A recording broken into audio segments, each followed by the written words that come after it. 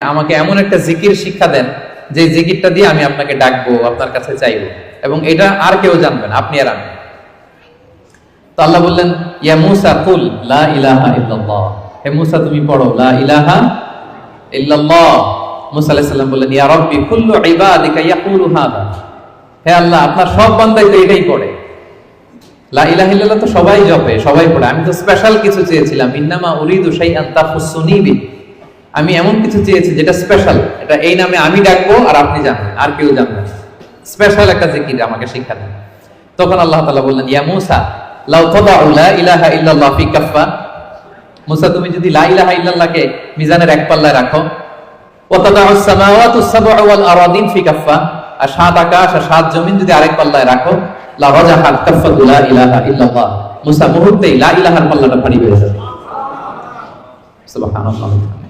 এটা যেন তেন কোনো কালিমা নয়, এটা বিপ্লবী বাণী, এটা সুমহান বাণী।